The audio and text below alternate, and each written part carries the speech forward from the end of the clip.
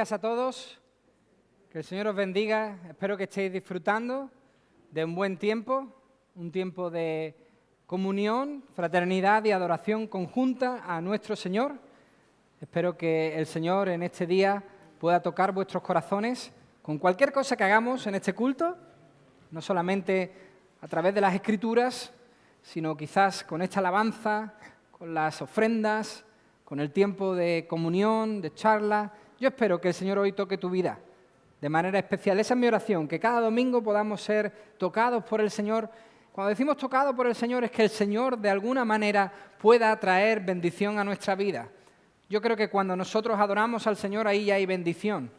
Ahí ya hay una promesa que el Señor nos da de estar juntos y Él vendrá y traerá bendición y vida eterna. Contentos de veros a todos, caras que no veíamos desde hace tiempo, caras que no he visto antes. Bienvenidos a todos a este lugar, que el Señor os bendiga. Pero permitidme que dé una bienvenida especial a Juan Carlos Jr.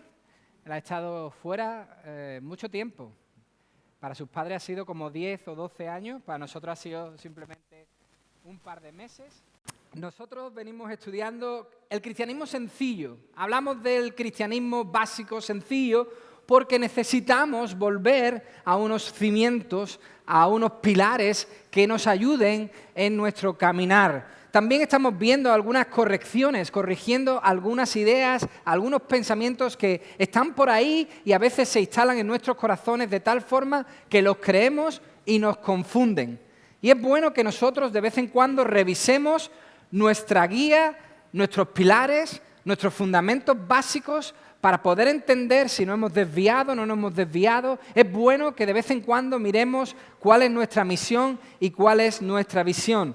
Por lo tanto, hemos visto que es el cristianismo sencillo, hemos hablado de que la manera en la que nosotros amamos a nuestro Señor, la mejor forma de mostrar nuestro amor es obedeciendo, y vimos el bautismo, vimos la Santa Cena. La semana pasada hablamos de congregarse, de los beneficios que trae estar en una iglesia los domingos o en cualquier actividad que hace la iglesia, las bendiciones que hay al estar con hermanos en la fe. Eso es lo último que vimos. Hoy hablamos de la ofrenda.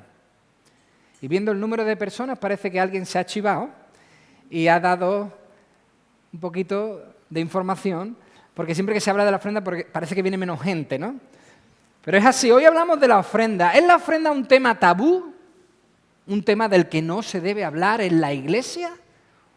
¿O es un tema recurrente? ¿Un tema del que se habla demasiado en la iglesia? ¿Qué es? ¿Un tema que no se debe decir, del que no se debe mencionar, del que no se debe hablar? ¿O es un tema que se debe decir muy a menudo, del cual tenemos que estar hablando constantemente? Quizás por esta disyuntiva, por estas preguntas, hay personas que comentan lo siguiente: yo no voy a la iglesia porque cuando lo hago siempre predican del dinero. Cada vez que voy alguien menciona algo del dinero. Quieren vaciarme los bolsillos. He oído en alguna que otra ocasión. Me pone en tensión el momento de la ofrenda. Además, no creo que solamente a mí, sino que también les pasa a otros. Me hacen sentir culpable si no ofrendo. Pasan por delante ahí esos platos y no sé qué hacer. Parece que me están mirando, parece que me están observando, parece que están controlándome. Estas y otras muchas frases se escuchan de la iglesia por el tema de la ofrenda. Frases así se oyen en la iglesia por el tema de la ofrenda. Por eso, antes de empezar, oídme esto con atención. Antes de que desglosemos nuestro tema de hoy, quiero decir que aquí, en esta iglesia del Rincón de la Victoria, es más probable que escuches los domingos un sermón sobre Jesús, la gracia, la salvación, el amor, la cruz, la iglesia, la familia, la obediencia, el gozo, la vida cristiana, el perdón, el bautismo, la esperanza, el cielo, etcétera, etcétera. Podrás escuchar un sermón antes de estas cosas que del tema de la ofrenda. Llevamos ya 15 años establecidos aquí como iglesia. Puedo decir que si cuento las veces que hemos predicado acerca de la ofrenda con los dedos de una mano, me sobran algunos. Este no ha sido un tema recurrente para nosotros. De hecho, quiero decir que creo firmemente que aquí y en muchas iglesias evangélicas oirán más de Dios, Jesús o el Espíritu Santo que del dinero. Pero hoy vamos a hablar de la ofrenda. Hoy sí lo vamos a hacer y le vamos a dedicar un tiempo especial a este punto para entender si es algo importante o no lo es. Yo os invito a que abráis vuestra Biblia por 2 de Corintios, capítulo 8. 2 de Corintios, capítulo 8. Mantenerlo ahí, porque vamos a leer varios versículos, ya diré luego los versículos que iremos leyendo, pero dejad ahí con un marcador, con un dedo, de alguna forma, 2 de Corintios, capítulo 8 marcado, y también os invito a que abráis la Biblia por Lucas, capítulo 12, versículo 32. Lucas, capítulo 12, versículo 32. 2 de Corintios 8 y Lucas, capítulo 12. Esos son los textos que vamos a utilizar esta mañana para hablar de este tema. Un tema tabú o un tema recurrente.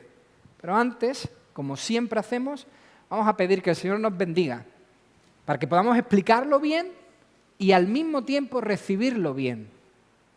Hermanos, lo difícil no es preparar la predicación. Lo difícil es oírla y obedecerla.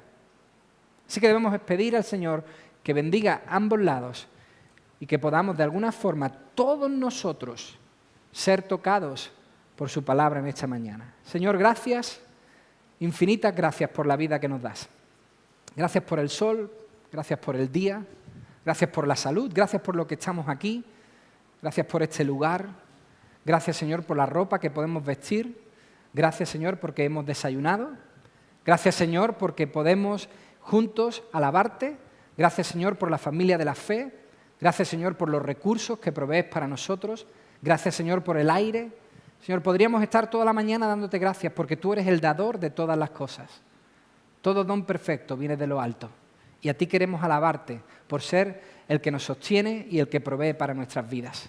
Padre, este tema es un tema importante y yo te ruego que lo tomemos con seriedad, que meditemos en él y que pueda de alguna forma guiar nuestra vida. Padre, lleva tú este estudio, dirígelo tú, que sea tu Espíritu Santo quien hable a nuestros corazones en esta mañana. Te lo ruego en el nombre de Jesús. Amén. Fijaos, según ABC News o ABC Noticias, una iglesia en Florida envió a una madre soltera una notificación de que ella debía una ofrenda de 1.000 euros a la iglesia. Si no pagaba, ya no se le consideraba como miembro de esa iglesia. Cristianismo de hoy, esa página web que se llama Christianity Today, expuso que un predicador rechazó dirigir el funeral de una mujer de 93 años porque ella había dejado de ofrendar. Él lo explicó de esta forma: la membresía tiene sus privilegios. Hermanos, este es un tema, el de la ofrenda, que crea muchas diferencias, que abre muchas heridas. Es un tema complicado si no se trata bien. Ahí podéis verlo. Y eso es lo que queremos hacer esta mañana. De alguna manera, encontrar qué es la ofrenda, aprender acerca de ella de forma sencilla. Fijaos, en el Antiguo Testamento, empezamos por ahí, Dios, el Señor, ordenó a su pueblo, los judíos, dar el 10% de sus ingresos para la manutención de los levitas. ¿Quién eran los levitas? Los sacerdotes, los maestros de la época. El Señor le pidió a su pueblo que el 10% de sus ingresos fueran para ellos. Pero ese no era el único diezmo que el pueblo tenía que dar, sino 3 diezmos diferentes más, lo que daba una media de más o menos entre el 20 y el 23% de los ingresos anuales de un judío. Eso es lo que un judío tenía que dar, entre un 20 y un 23% de sus ingresos, sin contar con el impuesto del templo y las ofrendas voluntarias. Eso es lo que el Señor estableció para que su pueblo pudiese funcionar. Cuando su pueblo vivía bajo esa teocracia, el gobierno de Dios, los miembros del pueblo debían dar ese dinero. Pero ya en el Nuevo Testamento, la única dirección, enseñanza y directriz sobre el tema de la ofrenda la encontramos en 2 de Corintios capítulo 9, versículo 6. Esta es la orientación más directa que se da en el Nuevo Testamento acerca de la ofrenda. El que siembra escasamente, también segará escasamente. Y el que siembra generosamente, generosamente también segará. Cada uno dé como propuso en su corazón, no con tristeza ni por obligación. ¿Por qué? Porque Dios ama al dador alegre.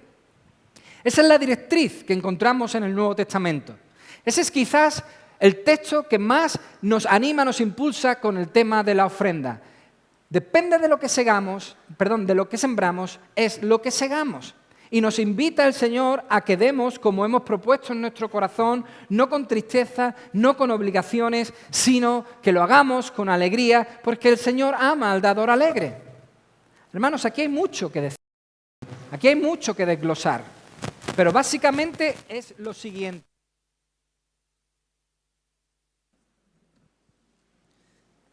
Básicamente hablamos de lo siguiente: nosotros, los creyentes, hemos recibido más bendición en Cristo que cualquier santo del Antiguo Testamento jamás hubiese imaginado. Nosotros hoy, en el 2022, hemos recibido mucha más bendición que cualquier santo del Antiguo Testamento jamás hubiese pensado. Además, diría yo que incluso hemos recibido mayor bendición que muchos personajes del Nuevo Testamento, pues nosotros tenemos todo el consejo de Dios. Lo que ninguno de ellos pudo disfrutar está en nuestras manos. Toda la voluntad de Dios revelada y escrita en nuestras manos. Nuestra bendición es hoy, en el 2022, mucho mayor que la de ellos, tanto de los del Antiguo Testamento como muchos del Nuevo Testamento. Por eso, por esa sencilla razón, por ese sencillo argumento, para el cristiano de hoy, entregar ofrendas, es una maravillosa oportunidad. Es un regalo que se nos concede a los hijos de Dios de tomar el dinero, que no es nada más que un bien temporal que Dios nos ha dado, para invertirlo en cosas eternas, para invertirlos en cosas que sean y sirvan para la eternidad. En otras palabras, hermanos, ofrendar es una oportunidad para declarar de quién dependemos. Cuando yo pongo mi ofrenda en el plato, estoy diciendo que dependo del Señor, que mi sostén es el Señor. Es una oportunidad para declarar dónde tenemos nuestra confianza, dónde está puesta nuestra seguridad. Si algo nos ha enseñado toda esta pandemia, que gracias a Dios ya hemos pasado, hemos avanzado, aunque aún no se ha terminado, si algo nos ha enseñado es que no podemos confiar en nada y en el dinero menos.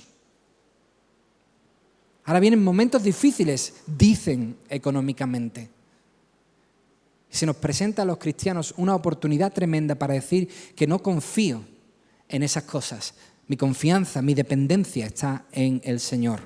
Ahora bien, para entender si hay que dar ofrendas o no, y si hay que dar cuánto se debería dar, nosotros tenemos que examinar lo que dicen las Escrituras acerca del tema en 2 de Corintios capítulo 8. Ese es el texto que tenéis ahí por delante. Porque en 2 de Corintios capítulo 8 encontramos unas directrices básicas acerca de cuánto si hay que dar, cuánto se debe dar. Venid conmigo a 2 de Corintios 8, versículo 5. Estamos dentro del contexto de que Pablo está hablándole a los corintios acerca del ejemplo de los macedonios, esto es, del ejemplo de los filipenses más concretamente, y dice Pablo en el versículo 5 que los filipenses se dieron a sí mismos primeramente al Señor y luego a nosotros. Dios era lo más importante para los filipenses. Dios era lo primero para ellos. Hermanos, esta es la clave a la hora de ofrendar, porque el que se ofrece primero a Dios, el que se entrega primero a Dios, el que se da completamente a Dios, tiene la actitud correcta para dar. Dicho de otra forma, la ofrenda jamás es un problema para el cristiano que vive entregado a Cristo. Jamás he oído a un cristiano ferviente, a un creyente verdadero, decir que la ofrenda es un obstáculo para él. Jamás he oído a una persona que vive entregada a Dios decir que la ofrenda es algo que le hace tropezar. Jamás. Ya con este simple versículo, 2 Corintios 8:5, podríamos terminar aquí la predicación, recoger, hablar un poco e irnos a casa. Si Dios es para ti lo primero, la ofrenda no es un problema. Este versículo ya sería suficiente. Pero continuemos un poco más, porque dice el versículo 8, el apóstol Pablo dice en el versículo 8 de 2 Corintios 8, no hablo como quien manda, sino para poner a prueba, por medio de la diligencia de otros, también la sinceridad del amor vuestro. Pablo le está diciendo a los corintios, hey, os estoy dando la oportunidad de hacer lo mismo que hicieron los macedonios. Ellos ofrendaron y dieron no solo conforme a sus fuerzas, sino más allá de sus fuerzas. Yo os estoy dando, corintios, la oportunidad de hacer lo mismo. Pero principalmente este versículo 8 de 2 Corintios 8 dice algo muy importante. Pablo afirma en este versículo que dar la ofrenda no es una orden.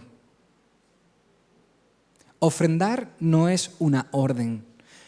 Ofrendar no es un mandamiento. Yo tampoco creo que lo sea. Yo creo que ofrendar no es un mandamiento del Señor. Entiendo por las Escrituras que el cristiano no está obligado a dar. De hecho, nosotros aquí no mandamos u obligamos a nadie a que dé. A nadie le tomamos del brazo, se lo metemos en el bolsillo y luego lo ponemos en el plato. No obligamos, no mandamos a nadie que ofrende. Nosotros decimos, nosotros hablamos, nosotros inspiramos algo mucho mayor. Un mandato se queda corto, una orden se queda escasa. Nosotros hablamos y compartimos algo que está por encima de una orden. Algo que está por encima de un mandato. Porque os digo una cosa, un mandato, un estatuto, un porcentaje, una orden en este tema de la ofrenda no funciona.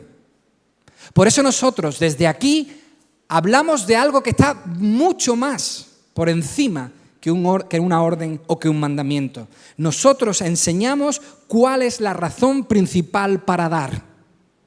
¿Cuál es el motivo para que nosotros entreguemos ofrendas? ¿Cuál es? 2 Corintios 8, versículo 9. Dice, ya conocéis la gracia de nuestro Señor Jesucristo. Si tú has conocido la gracia del Señor Jesucristo, en otras palabras, si tú has recibido el favor inmerecido de Dios en Cristo, entonces no tienes que tener ningún problema con la ofrenda. Ya conocéis la gracia de nuestro Señor Jesucristo, que por amor a vosotros se hizo pobre siendo rico, para que vosotros con su pobreza fuerais enriquecidos. Hermanos, nosotros no levantamos un acta y decimos, hey, esto es lo que hay que dar. Ya puedo empapelar toda la iglesia con ese acta, con esos porcentajes y no funcionará. No valdrá. Nosotros levantamos algo que está por encima. Nosotros hablamos de algo que es mucho mayor. Nosotros levantamos el ejemplo supremo de Cristo, el ejemplo supremo de lo que Cristo hizo por nosotros, 2 Corintios 8, 9, y decimos que sea eso lo que determine nuestra ofrenda. Si tú ante 2 Corintios 8, 9 no te mueves a ofrendar, entonces algo no va bien. Porque su ejemplo es grandioso, sublime. Nadie ha hecho eso jamás, ni nadie lo podrá hacer jamás. Cristo, siendo rico, ¿es Cristo rico? Por supuesto que lo es. Todo le pertenece a Cristo. Todo es suyo, todo es de Él y para Él. Pues siendo rico, se hizo pobre, se hizo nada, para que ahora todos nosotros, los que estamos aquí y los que hemos puesto nuestra fe en Jesucristo, todos nosotros que éramos pobres, miserables, ahora gracias a Cristo fuéramos ricos. Solo pregúntate, ¿por qué estás tú hoy aquí en esta mañana? Solo pregúntate por qué tu vida es como es gracias a Cristo. Es así porque Jesús abandonó sus riquezas, vino a este mundo, se humilló hasta lo sumo y nos dio una vida completa. Si esto no nos motiva a ser fieles con nuestras ofrendas, no sé qué mandamiento podrá hacerlo. Si este versículo de 2 de Corintios 8:9 no es lo que a nosotros como creyentes nos motiva para entregar al Señor lo que le pertenece, entonces ya puedo enseñarte todos los estatutos de todas las iglesias, todas las ordenanzas que se dicen acerca de la ofrenda que nos va a servir. Esto es lo que debe motivar nuestra ofrenda. 2 de Corintios 8:9. Hay que dar, no veo una orden, veo un ejemplo supremo que me anima, me motiva a dar. Es mayor que una orden. Es un regalo precioso que el Señor me ha concedido en Cristo y por eso yo le agradezco con toda mi vida, incluyendo mis ofrendas. Entonces, ¿dónde está el conflicto con el tema de la ofrenda? Si parece aparentemente tan sencillo, ¿dónde está el conflicto? ¿Dónde nos hemos complicado con el tema de la ofrenda? Pues bien, hermanos, el principal motivo por el cual los creyentes no ofrendan no es por tacañería. Ese no es el principal motivo por el cual los creyentes no dan sus ofrendas. No es por avaricia. No es porque somos muy, como se dice aquí, ratoncillos. No. El principal motivo es porque tienen miedo. Los creyentes que no ofrendan y lo hacen así regularmente, los que regularmente no dan su ofrenda al Señor es porque tienen miedo. Miedo a perder. Si doy, yo me quedo sin dinero. Miedo a no tener para otras cosas. Si yo pongo en la ofrenda hoy, entonces ¿quién compra el pollo asado hoy? Si yo pongo este dinero no voy a poder comer esta. Miedo a ser engañados. ¿Pasan el plato para qué? ¿Para qué están recogiendo dinero? ¿Quién es ese hombre con el pelo blanco diciéndome que yo tengo que... No. ¿Cómo que no? Miedo a que el dinero se use para otras cosas. Yo doy mi dinero, pero el dinero se tiene que usar para eso. Yo espero que no lo estén utilizando para otras cosas. Hermanos, nos da terror poner en el plato. Nos da miedo poner de lo nuestro en el plato.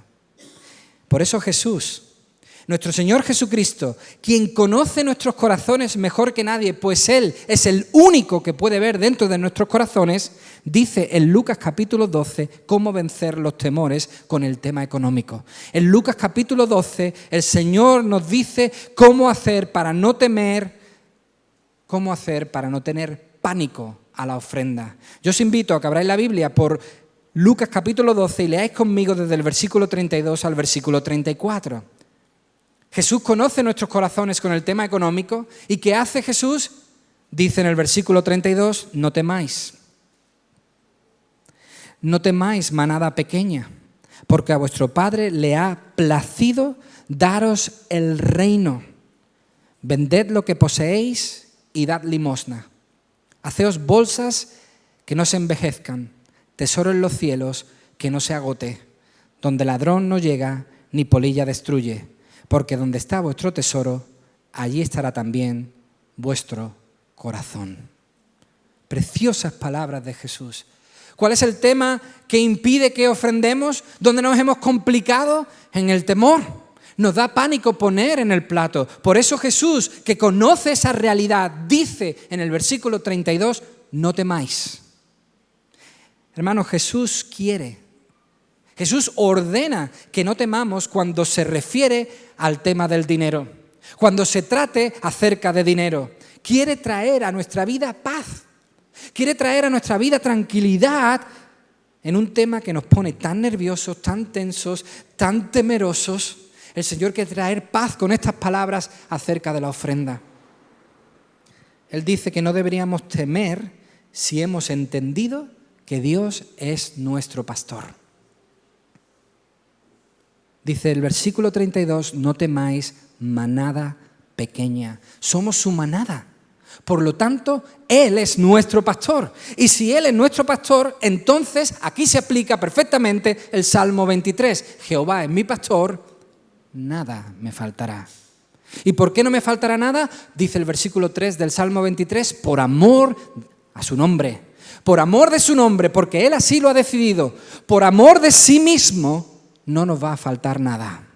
O sea, no nos faltará nada de lo que realmente necesitemos. Eso es lo que está diciendo el versículo. Nada de lo que yo realmente necesite. Hermanos, no temamos porque sabemos quién es nuestro pastor. Dios es nuestro pastor. No debemos temer porque Él también es nuestro Padre.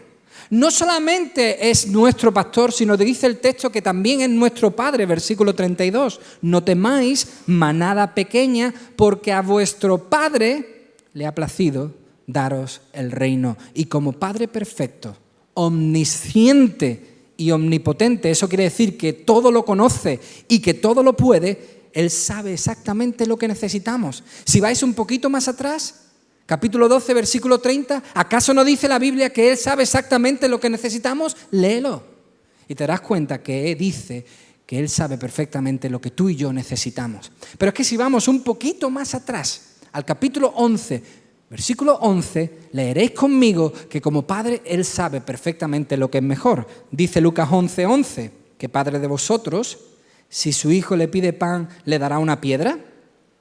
¿O si le pide pescado, en lugar de pescado, le dará una serpiente? ¿O si le pide un huevo, le dará un escorpión? Si tu hijo viene diciendo quiero desayunar, dame cereales, tú le das un montón de arena. Dame pan, tú le das una zapatilla, una piedra. No, tú le das porque tiene hambre.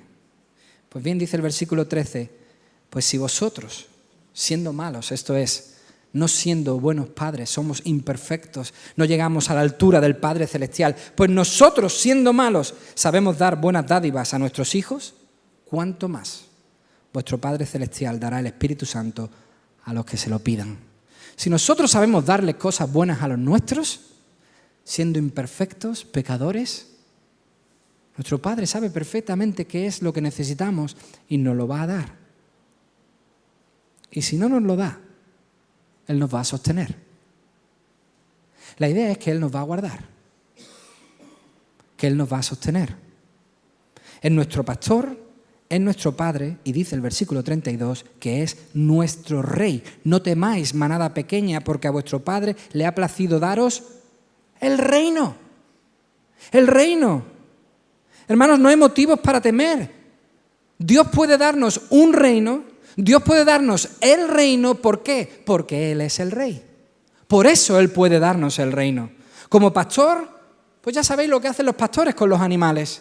Los protegen y proveen para ellos. Los cuidan, les llevan a pastos verdes, intentan que estén bien alimentados. Como padre, pues ya sabéis lo que hacen los padres, los buenos padres. Aman, corrigen, guían, enseñan, intentan ejemplificar. Y como rey, pues yo no sé mucho acerca de reyes, porque no creo que entre nosotros haya ningún rey, ni yo mismo me atrevería a decir que lo fuese. Pero como rey yo entiendo que Él promete estabilidad y soberanía. ¿Sabéis lo que eso significa? Que su reino no tendrá fin. Que el reino que se nos ha concedido será un reino eterno. Y más aún, nadie le va a suceder en el trono. Él no va a morir, como lamentablemente ha pasado en Inglaterra con la reina Isabel. Y su hijo ha tenido que sucederle en el trono. Él no. Él será el rey por siempre. Su reinado será estable y eterno. Así que, hermanos, si confiamos en Dios como pastor, padre y rey, ya no tenemos que temer con el tema del dinero.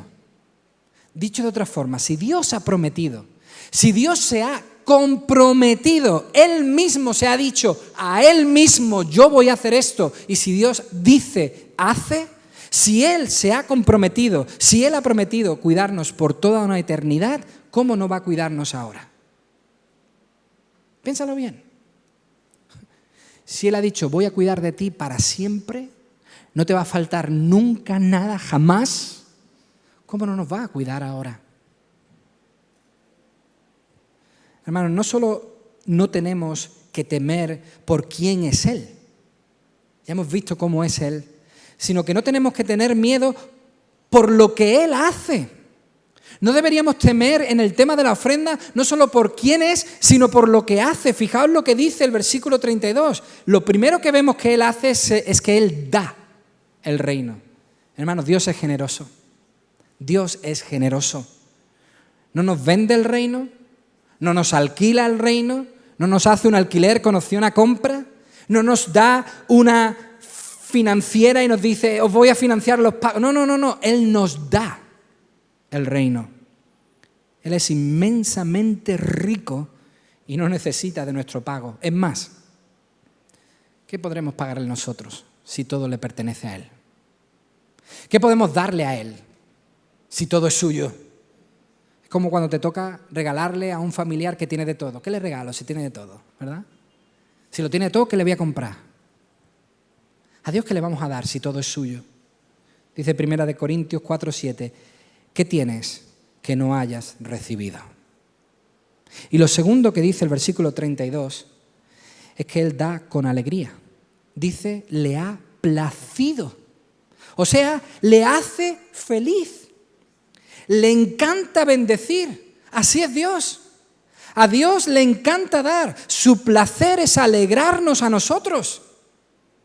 Es algo que le hace feliz, hacernos felices a nosotros. A Él le hace feliz dar más que recibir. ¿Por qué lo sé? Porque veo el ejemplo de Cristo, quien vino a mostrarnos al Padre. Y veo en Cristo entrega, entrega y entrega. Jamás Jesús hizo un solo milagro a su favor. Todo a favor de los demás. Jamás se aprovechó de su situación para decir, bueno, ¿tú qué dices? ¿Que convierta las piedras en pan? Venga, aquí hay pan, voy a comer. Nunca sacó provecho de nada. Lo hizo todo para los demás. Hermanos, ese es nuestro Dios. Si nos ha dado hasta su propio Hijo, si nos ha entregado hasta su propio Hijo Jesucristo, ¿cómo no nos dará también todas las cosas? A Él le hace más feliz dar que recibir, porque es extremadamente generoso. Nos ha dado la vida eterna, nos ha dado el cielo, nos ha dado esperanza, una esperanza viva. Por eso, si yo valoro a Dios de esta manera, el miedo jamás será un obstáculo a la hora de poner la ofrenda. Si yo miro a Dios y veo que Él es mi pastor, mi Padre, mi Rey, que me da con generosidad y lo hace porque le alegra, entonces no tengo que tener miedo con respecto a mis finanzas.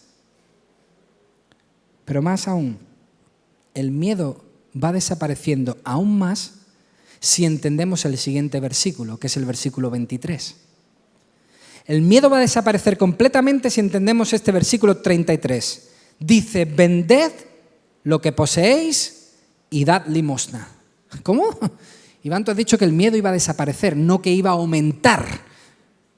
No, va a desaparecer. No, Iván dice, vended lo que poseéis y dad limosnas. ¿Cómo? Eso no puede ser. ¿Qué tengo que hacer con el dinero? ¿Quedarme sin nada? No, eso no está diciendo Jesús aquí. Lo dijo una vez a un joven rico, vende todo lo que tienes y sígueme, y no lo hizo. Eso no está diciendo Jesús aquí. Había otras ocasiones donde se sentó con un hombre que recaudaba impuestos llamado Zaqueo, y al convertirse Zaqueo dijo, bueno, voy a vender todo lo que tengo y me voy a quedar sin nada. No, dijo, voy a devolver lo que he engañado. Y si alguien ha estafado mucho, se lo voy a devolver por cuadriplicado. No le pidió a Ananías y Zafira que vendieran nada, y menos aún que lo entregaran. Pero Ananías y Zafira lo vendieron y quisieron hacer como que estaban entregándolo todo. ¿Eso no es lo que está diciendo este versículo 33? Por lo tanto, ¿cuál es la enseñanza en este versículo 33 que nos debe dar tranquilidad? Pues hermanos, que la vida cristiana debe ir dirigida más hacia la simplicidad que hacia la acumulación. Nuestra vida debe ir hacia la simplicidad y no hacia la acumulación. Ayer leía un devocional muy interesante con mis hijos que hablaba acerca de las ardillas. Yo eso no lo sabía. Las ardillas son muy pillas y se roban las nueces unas a otras. Y han aprendido. Son muy listas. ¿Y qué hacen las ardillas ahora? Pues se meten las nueces en la boca y hacen hoyos por todos lados. Con las nueces en la boca van haciendo hoyos y tapándolos. Por si acaso hay alguna vigilándole, la engaña. Y así va haciendo hoyos y cada cierto tiempo en uno de esos hoyos mete una nuez. Es muy curioso porque dicen que hay muchísimos árboles de nueces porque a las ardillas se les olvidan dónde han colocado las nueces. Pero ¿qué ocurre con las ardillas? ¿Qué es lo que pasa con estas ardillas? Decía el devocional. Qué interesante. Las ardillas solo quieren acumular, acumular, acumular, acumular. Tener, tener, tener, tener. Guardar, guardar, guardar. ¿Hay aquí alguna ardilla? Hermanos, Jesús nos anima aquí en este versículo 33 a valorar más a Dios que a las posesiones. Al final todo va a desaparecer. Todo será hecho nuevo. Él nos anima a que amemos más la simplicidad que las posesiones.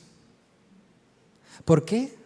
Por 3 motivos. Primero, porque es muy difícil, extremadamente difícil, dice Jesús, que los ricos, los que tienen posesiones, entren en el reino de Dios.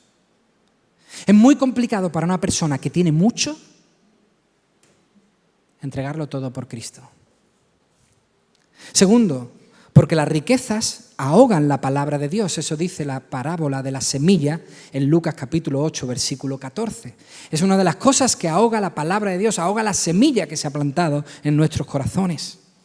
Y tercero, porque dice 1 Timoteo 6:10, raíz de todos los males es el amor al dinero. No el dinero, el amor al dinero. Hermanos, Jesús nos exhorta a que nuestra meta no sea llenar nuestros graneros, sino vivir con lo necesario para que con el resto podamos ayudar, podamos dar y podamos hacer que otros puedan vivir una vida cómoda y sencilla.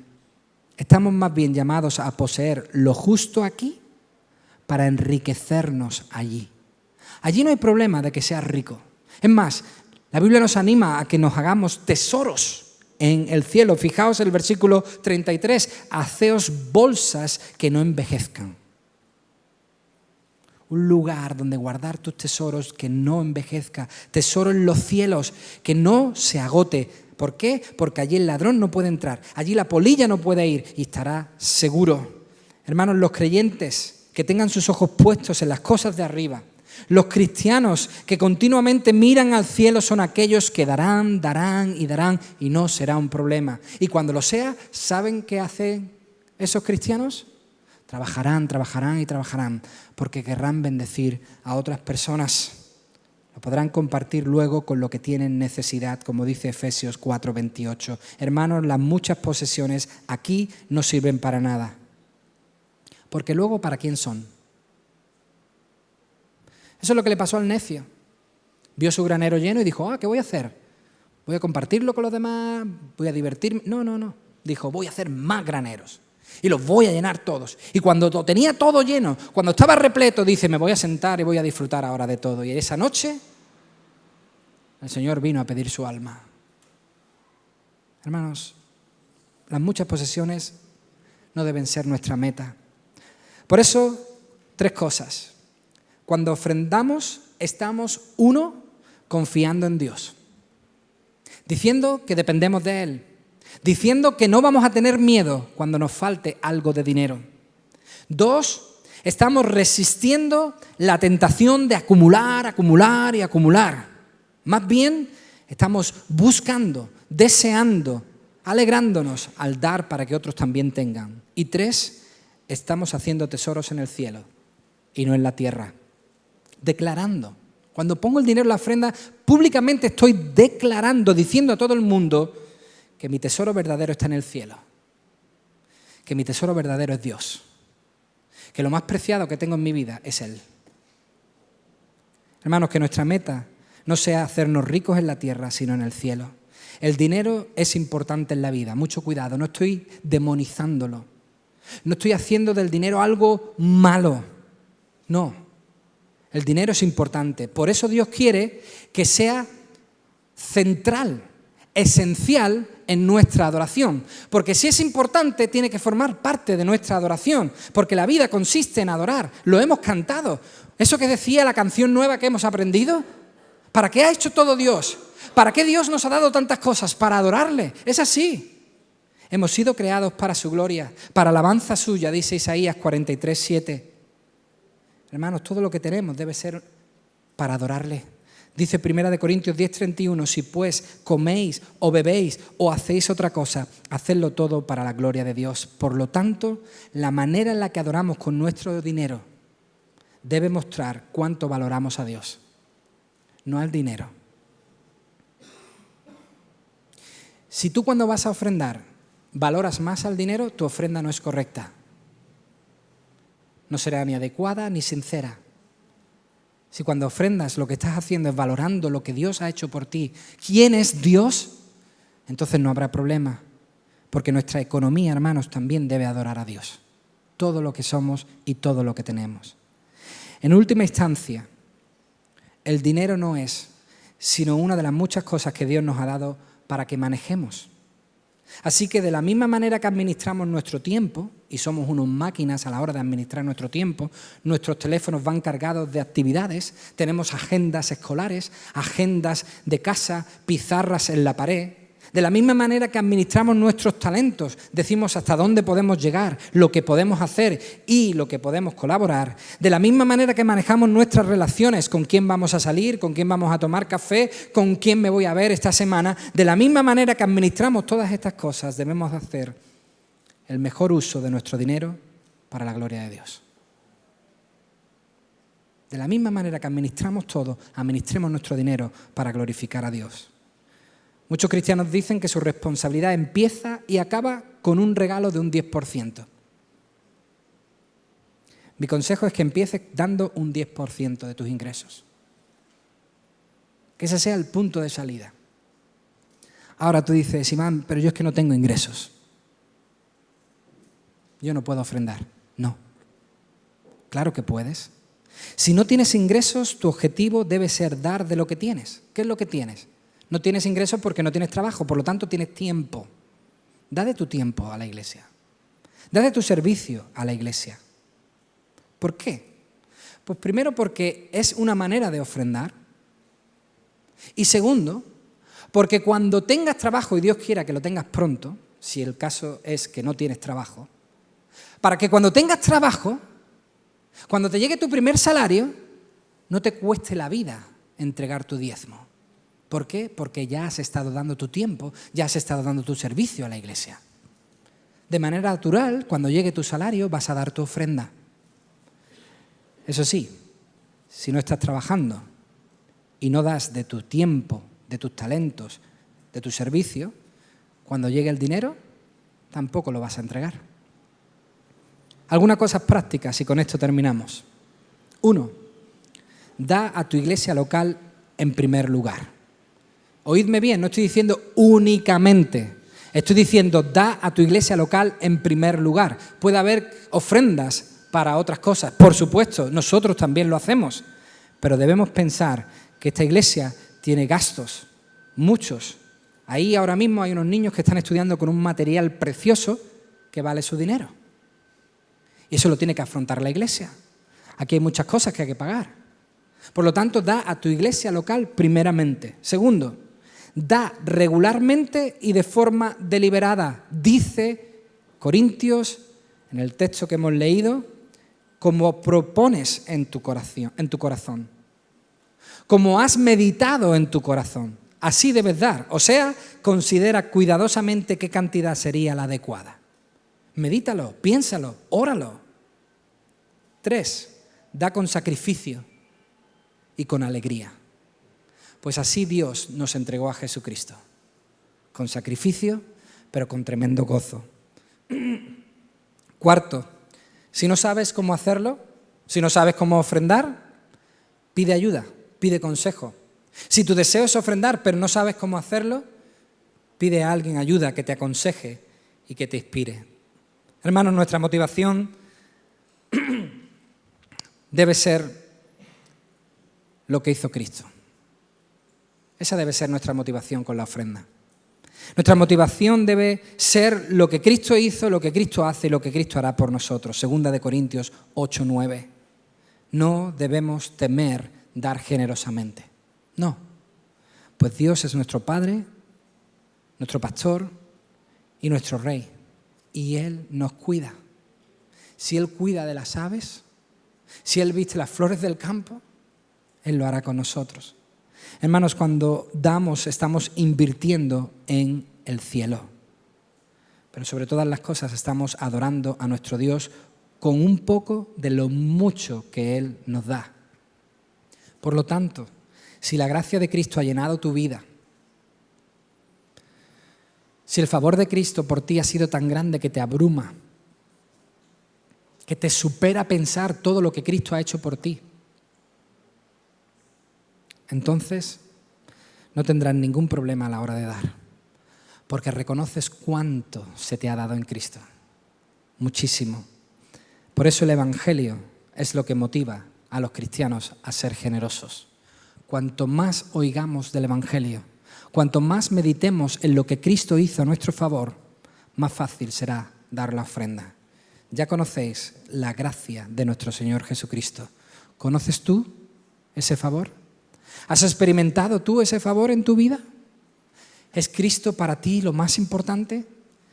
Si no lo es, lamentablemente, esto va a ser un problema.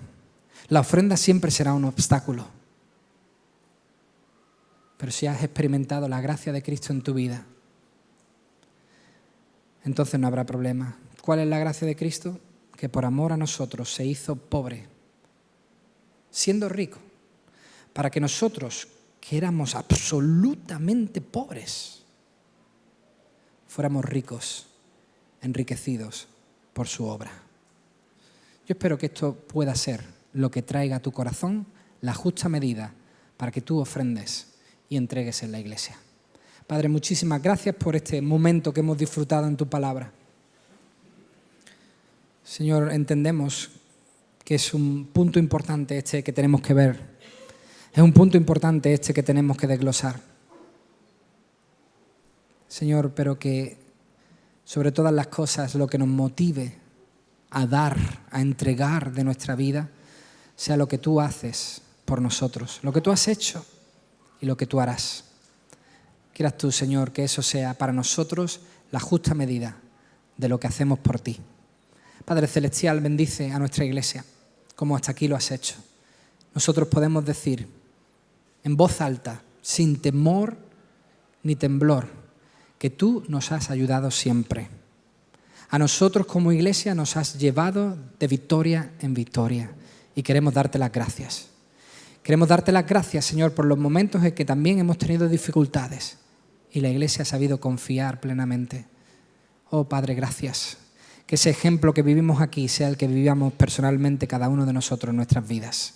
Queremos depender de ti, confiar de ti para todas las cosas. Por eso todo lo que tenemos que sirva de adoración para ti. Todo es para ti, Señor. Todo lo queremos entregar a ti. Todo lo que ha sido dado, todo lo que ha sido lanzado desde el cielo para nosotros, nos anima a adorarte y a bendecirte con todo lo que tenemos y con todo lo que somos. En el nombre de Jesús. Amén.